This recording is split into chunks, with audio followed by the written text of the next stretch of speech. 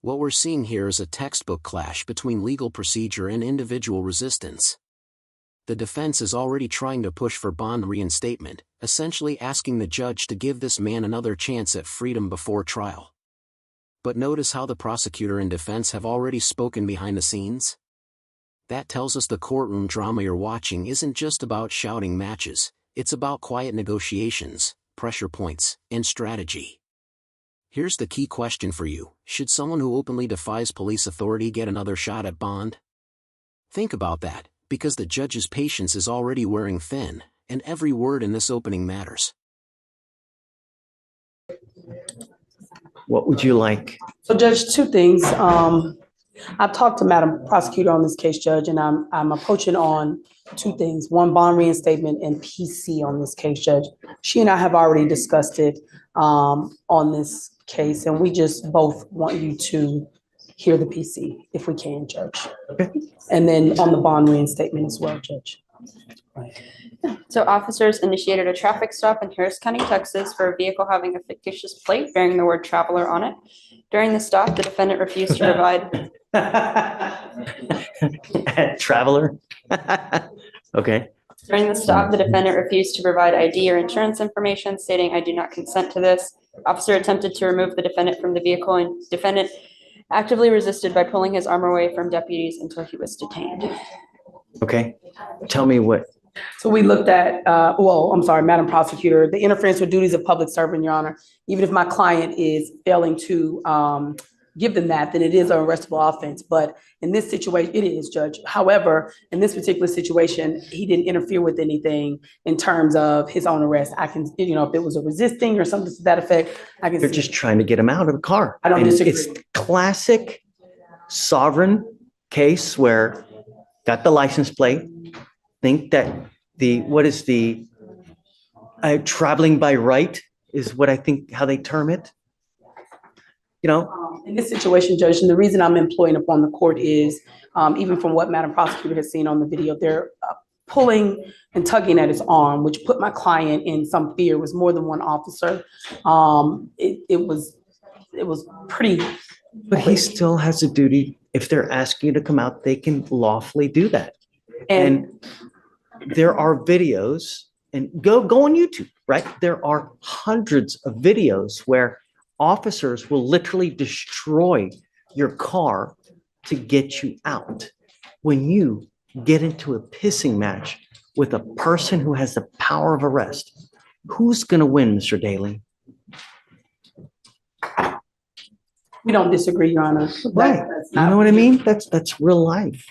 We don't disagree, Your Honor. I think under the circumstances of what actually happened, it was not Mr. Daly's position to resist or to interfere. That was not. He was concerned for his safety at that point. And actually, I don't know, did you hear that on the video? Right. And so in reviewing the video, it was pretty quick, pretty brash. They didn't give him an opportunity to respond per the prosecutor in this situation. This is where things take a dramatic turn. The defense insists the client wasn't truly resisting but was instead afraid of being pulled from his car by multiple officers. Fear is real, yes, but legally, it doesn't erase resisting arrest. Judges don't deal in feelings, they deal in statutes and precedents. Still, the prosecutor admits the takedown was quick and brash. That detail matters. To you watching at home, ask yourself, was this man fighting the law, or just panicking in the moment? That razor-thin difference could mean the situation. It wasn't as if he was intentionally. Remember, this is just a mere probable cause. Yes, so, I agree. They ask you to come out of the car one time. Yeah, it's really, that's, so, I think that there's enough probable cause to go forward now. The problem is, Mr. Daly, is that we revoke your bond. Your bond is set at 2501, and you've continually failed to appear. So, the case and the way that you've treated us, it shows me that you just refuse to accept authority. How are we supposed to deal with that? How do we deal with that, Timberland? Your Honor, the only reason I bring to your attention is I asked the court to take into consideration, we have a Black male works every day who, and I hate to put that on the court, but I do in this particular climate, that has never been in contact with any particular law enforcement court system. And from what I can see and what I hear out here from a lot of my Black male, and I'm sure it's common knowledge, is that because they are unfamiliar with the court system, they don't know, number one. Number two, when they do come in contact with police, and my mother is assistant chief of police. So I can understand, even when I was younger, I was taught that there are certain things that you have to do with when a police officer even stop you on a speeding ticket. What we don't know is whenever these officers come up, when you're somebody who don't have the privilege of having a police officer as a parent, or who isn't familiar and is being raised in this particular climate and seeing what they see on TV and seeing what they hear and everything that has occurred, you don't know what the proper steps are. I was trained from when I was grown up, what you do. I'm not saying that what he did was right or wrong. I'm not saying that how he reacted to this particular court, it is wrong. This is the heart of the case, the uncomfortable intersection of race, fear, and authority.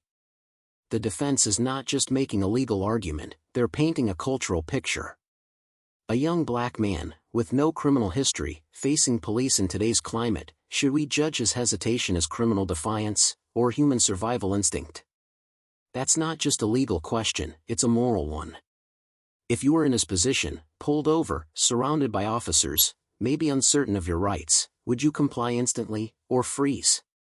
Drop your verdict in the comments, compliance at all costs, or hesitation out of... However, I'm employing upon the court to ask the court to take into a little bit of consideration, number one, from his perspective, all defendants, can't just say this, but I do see that, from what I've known from this particular case and now in talking to him, I do believe that there is a sense of sometimes they just don't know. Sometimes they just don't. So I'm asking to reinstate his PR bond. I am now on the case. What you know about me, I'm a tight attorney. I run a tight ship.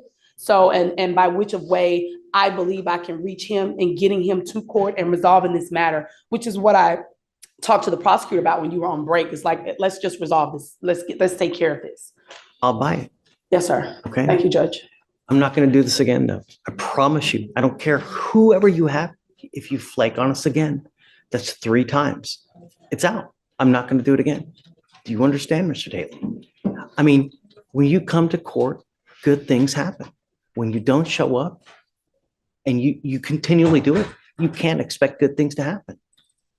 Now, do you have a Texas driver's license? No, right now. You're not allowed to drive. Right. You have a bond condition and you've signed an affidavit with me today promising you're not going to drive. I don't care how you term it. Driving, traveling, however you're going to word it, whatever you do not get into the driver's seat of an automobile, a motorcycle, anything with a combustible engine where you can get on the road unless you have approval from us. Do you understand? I don't care that you have to work.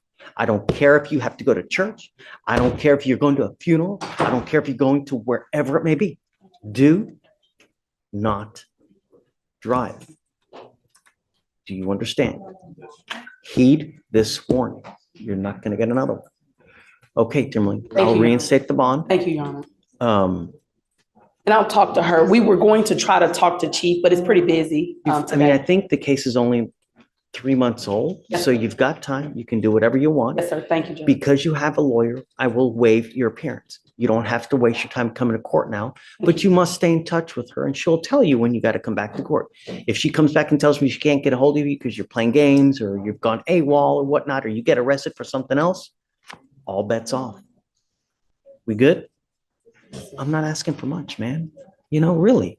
And for future reference, when you get into a pissing match with someone with the power of arrest, you are nearly always going to lose. It's just the way it works. And as a young Black man in today's society, you got to be extra special careful because things can go really wrong really quick. And there's evidence of that over and over and over. Okay? And there it is, the judge delivers a stern lecture while reluctantly reinstating bond. But don't miss the subtext, this was a mercy, it was a warning. The judge flat out says, get into a pissing match with police, and you will lose. For the defendant, this is a second chance, but it comes with the sharp edge of authority looming over him. So here's the bigger takeaway. In court, fear, race, authority, and law all collide in ways that rarely have clean answers. If this case stunned you like it did us, smash that like button, comment your verdict below, and subscribe for more courtroom breakdowns every week. Justice